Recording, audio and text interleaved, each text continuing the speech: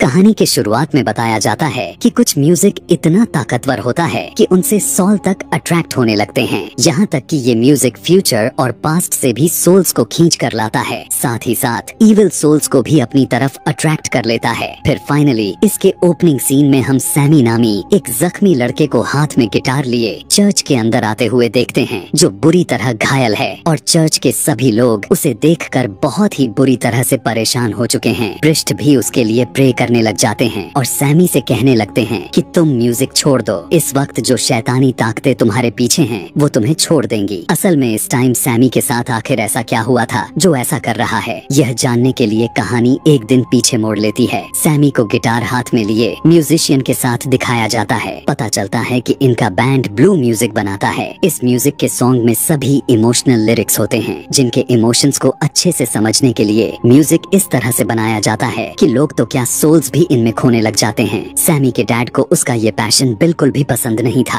और पता चलता है कि सैमी के डैड कोई और नहीं बल्कि पहले सीन में चर्च के अंदर दिखाए जाने वाले पृष्ठ ही हैं। अगले सीन में हम दो भाइयों को देख पाते हैं जिनका नाम स्टैक और स्मोक है। इनके पास बहुत ज्यादा पैसा है जिसे वो एक बहुत बड़े गैंगस्टर से लूट कर लाए थे। इतना पैसा और पावर होने के बावजूद भी लोग उनकी रिस्पेक्ट तक नहीं कर रहे थे, क्योंकि वो ब्लैक कम्युनिटी से बिलोंग करते हैं। खैर, उन्होंने शहर में आते ही महंगे दामों में एक गोरे आदमी से फैक्ट्री की जगह को खरीद लिए, जहां वो अपनी कम्युनिटी के लोगों के लिए नाइट क्लब बनाना चाहते हैं। इस क्लब में गाने बजाने वाला कोई तो चाहिए थे। वो स्टेशन पर गए तो सैमी को आवाज और उसके बैंड की म्यूजिक उन्हें बहुत ही ज्यादा अट्रैक्ट कर लिया और इन्होंने सैमी को अपने बैंड के साथ उनके क्लब में परफॉर्म करने को कहा। ये लोग यहाँ से निकलकर दो चाइनीज लोगों को भी हायर करते हैं, जिनके नाम के रेस्टोरेंट था। स्मोक और स्टैक चाहते थे कि उनका क्लब में भी खाने पीने का सारा इंतजाम यही दोनों करें। इसके बाद स्मोक अपने वाइफ से मिलने के लिए जाता है। स्मोक की वाइफ वुडो मैजिक करती थी, जिसकी वजह यह था कि स्मोक को यह सब पसंद नहीं था। इसी वजह से स्मोक अपनी वाइफ से दूर रहने लग गया था। इतने अरसे बाद मिलने पर भी इन दोनों में किसी बात पर बहस होने लग जाती है और उसकी वाइफ उसे कहने लगती है, तुम लोग जो वर्ल्ड वॉर 1 से बच कर आए हो वो सब मेरे ही वुडो मैजिक की वजह से ही है। यह सुनने के बाद स्मोक कहता है कि अच्छा, अगर इतना ही पावरफुल था तुम्हारा मैजिक तो हमारी बेटी क्यों नहीं बच पाई, आखिर वो भी तो हमारी ही तरह थी। उसकी इस बात को सुनकर उसकी वाइफ खामोश हो जाती है, लेकिन वो देखती है कि स्मोक ने अभी भी उसका दिया एक पेंडेंट को पहना हुआ है, इसी वजह से वो उसे प्यार करती है। सीन कट होकर हमें एक आदमी अजीब और जख्मी हालात में दिखाया जाता है। उसकी हालात ऐसी हो चुकी थी कि जैसे वो किसी के जुल्म से बचकर आया हो। वो एक कपल के घर में छुप जाता है और थोड़ी ही देर बाद उस कपल के घर पर कुछ वैम्पायर हंटर्स आ जाते हैं, लेकिन वो कपल उस आदमी को बचाने के लिए वैम्पायर हंटर्स से झूठ बोल देते हैं कि हमारे घर कोई भी नहीं आया। वैम्पायर हंटर्स के जाने के बाद वो आदमी जो इनके घर पर आया था वो लड़के के ऊपर हमला कर देता है और उसका खून को पी लेता है, जिसके बाद हमें पता चला कि वो लड़का भी वैम्पायर बन चुका था और उसकी वाइफ उसे देखकर जोर से चिख मारती है और इस सीन को यहीं पर कट कर दिया गया। अब हमें दोबारा से स्मोक और स्टैक को दिखाया जाता है, जिनका नाइट क्लब अब पूरी तरह से तैयार यानी डेकोर हो चुका था और आज उनकी ओपनिंग नाइट है। स्मोक अपनी चीजों को लेकर बहुत ज्यादा स्ट्रिक्ट था और उसने अपनी गार्ड से भी कह डाला था कि कोई भी बिना टिकट के या फिर कोई कम पैसों वाले टिकट से अंदर नहीं आएगा, जबकि उसके ऑपोजिट स्टैक का ख्याल था कि उनकी कम्युनिटी के लिए उनका यह क्लब एक स्वर्ग जन्नत की तरह होनी चाहिए। वो अपने थके हारे दिन में थोड़ा सा रेस्ट करने के लिए आएंगे, अगर वो कम पैसे भी देते हैं तो कोई बात नहीं। दिखाया जाता है कि पहले ही दिन उनका नाइट क्लब फुल्ली सक्सेस में चल रहा था, क्योंकि बहुत सारे लोग यहाँ पर आए थे। सैमी भी अब अपना परफॉर्मेंस को शुरू कर देता है, जिसमें लोग खो जाते हैं और अब हम उसकी म्यूजिक से सोल्स को भी यहाँ पर आते हुए देख पाते हैं। यही नहीं, अब वो तीनों वैम्पायर भी यहाँ पर आ चुके थे, जिसमें पहले एक वैम्पायर ने आकर एक कपल को वैम्पायर बनाया था।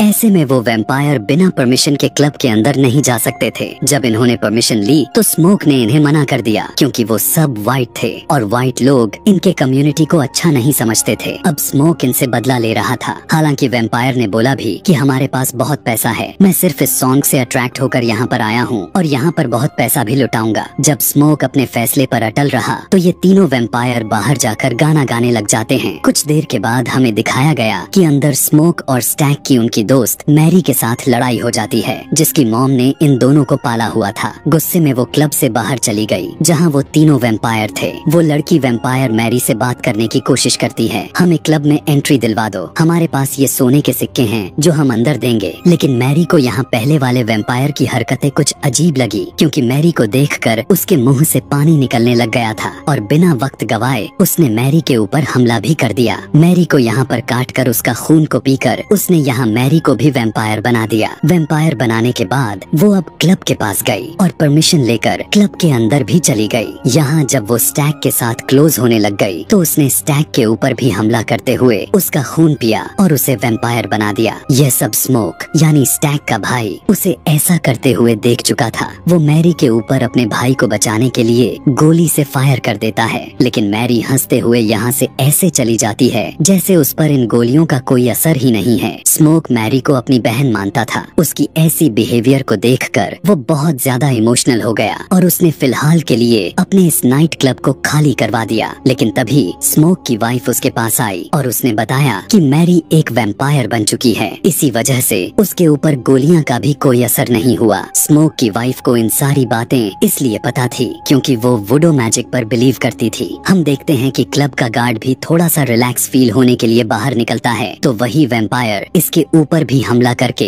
वैम्पायर में कन्वर्ट कर देते हैं। इसके बाद जब वो भी क्लब के अंदर आना चाहता था तो उसे भी परमिशन मांगनी पड़ी। यह देखकर स्मोक की वाइफ फौरन से समझ गई कि अगर ये परमिशन मांग रहा है तो डेफिनेटली ये भी अब एक वैम्पायर बन चुका है। ये आदमी कहता है कि ठीक है, अंदर ना आने दो, एलिस्ट मुझे आज के पैसे तो दे दो। और जैसे ही स्मोक उसे उसके पैसे देने के लिए जैसे अपना हाथ बाहर करता तो ये आदमी उसके हाथ पर काटने ही वाला था, पर अपने आप को बचाने के लिए स्मोक ने उसके ऊपर फायर कर दिया। अंदर हम देखते हैं स्टैग को, जिसको मैरी ने वैम्पायर बनाया हुआ था। वो अब होश में आ चुका था। इससे पहले कि वो यहाँ के लोगों के ऊपर हमला करता, स्मोक की वाइफ उसके ऊपर गार्लिक जूस को फेंक कर मारती है, जिससे उसे बहुत दर्द होता है। सबकी जान बचाने के लिए स्मोक की वाइफ सबको बताती है कि इन वैम्पायर से बचने के लिए कई रास्ते हैं। अपने आप से इनको दूर करने के लिए उनके ऊपर गार्लिक जूस को फेंका जा सकता था या गार्लिक को इस्तेमाल में लिया जा सकता है। इसके अलावा अगर इन्हें मारना हो तो सिर्फ सिल्वर या फिर लकड़ी से ही इनको मारा जा सकता है। और हाँ, अगर कोई इंसान परमिशन लेकर तुम्हारी बिल्डिंग में आने की कोशिश करता है तो उसे फौरन मना कर दो, क्योंकि इंसान बिना किसी भी परमिशन के आ जा सकता है, लेकिन वैम्पायर नहीं। अब वो बार के अंदर मौजूद सभी लोगों को गार्लिक खाने को कहती है ताकि वो यह कंफर्म कर सके कि यहाँ पर मौजूद सारे लोग अभी तक इंसान हैं। अब इस क्लब से बाहर का सीन दिखाया जाता है। जितने भी लोग इस क्लब में आए थे, स्मोक ने उनको तो बाहर निकाल दिया था, लेकिन बाहर जाकर वैम्पायर्स ने उनके ऊपर हमला करके उन्हें भी वैम्पायर बना डाला। काफी सारे लोग जब वैम्पायर्स में बदल गए तो उन्होंने अपने ही जैसे दूसरे लोगों पर हमला करके सभी लोग इस तरह से वैम्पायर्स में कन्वर्ट हो चुके थे। और अब ये सारे के सारे वैम्पायर्स मिलकर एक अपने ही पार्टी कर रहे थे। यहाँ तक कि ये लोग इंतजार भी कर रहे थे कि क्लब में बचे हुए इंसान कब बाहर निकले और कब ये लोग उनके ऊपर हमला करने के लिए टूट पड़े। स्मोक की वाइफ कहती है कि इन वैम्पायर से बचने के लिए हम पूरी रात इसी बिल्डिंग में रहेंगे। सुबह होने पर ये सभी वैम्पायर्स यहाँ से गायब हो जाएंगे, क्योंकि वो सूरज के रोशनी में नहीं रह सकते। अब यहाँ पर वो पहला वैम्पायर आकर स्मोक और उनके सभी साथियों को मनाने लगता है कि उन्हें भी वैम्पायर्स बन जाना चाहिए, क्योंकि ये सबसे बेहतर डिसीजन है।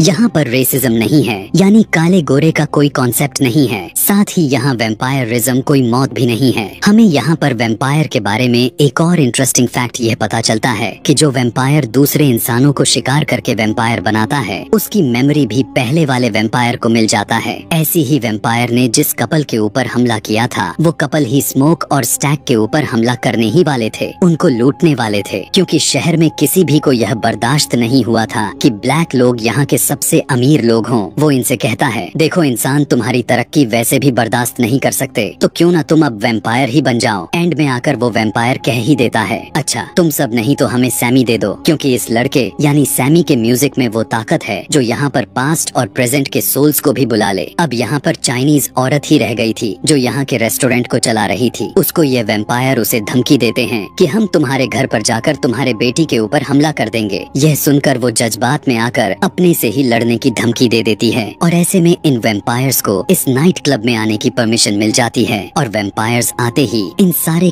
के ऊपर हमला कर डालते हैं। वेम्पायर्स के इस हमले में स्मोक की वाइफ, वो लेडी जिसने इन वेम्पायर्स को चैलेंज दिया था, और सैमी के बैंड का एक मेंबर जिसने ब्लू म्यूजिक सैमी को सिखाया था, वो तीनों के तीनों ही मारे जाते हैं। सबसे ज्यादा इमोशनल तरीके से मौत स्मोक की वाइफ की थी, क्योंकि स्मोक ने अपनी वाइफ को खुद मारा था। स्मोक के भाई स्टैक ने उसकी वाइफ के ऊपर हमला कर दिया। यह वो उसे वेम्पायर बनाने लगा था। इससे पहले कि वो वेम्पायर बन जाती, स्मोक ने एक वुडन स्टिक से अपनी ही वाइफ को मार डाला। यहाँ हम देखते हैं कि सैमी और सैमी के साथी इन वेम्पायर्स से बचकर भागने की कोशिश करते हैं, लेकिन पहला वेम्पायर जिसका नाम रैमिक है वो उन्हें रोक लेता है, जबकि दूसरी तरफ स्मोक की लड़ाई अपने ही भाई स्टैक के साथ होने लग जाती है। यहाँ सैमी और उसके पार्टनर के ऊपर रैमिक हमला कर ही देता है। पता चलता है कि उसने सैमी के पार्टनर को काट लिया था। सैमी के पार्टनर उससे कहने लगती है कि मेरी छोड़ो, अपनी जान बचाकर यहाँ से भागो। इतने सारे वेम्पायर्स से बचकर भाग पाना इतना आसान भी नहीं था। सैमी के पीछे ये सारे के सारे वेम्पायर्स लग चुके थे, इसीलिए सैमी अपने आप को बचाने के लिए अपना गिटार रैमिक के सर पर मारता है। हम देखते हैं कि उसके गिटार में बहुत सारे सिल्वर लगा हुआ था, जिसकी वजह से रैमिक वेम्पायर को बहुत ज्यादा दर्द हुआ, और क्योंकि ये सारे के सारे वेम्पायर कहीं न कहीं रैमिक से कनेक्टेड थे, इसीलिए सभी वेम्पायर्स को दर्द हुआ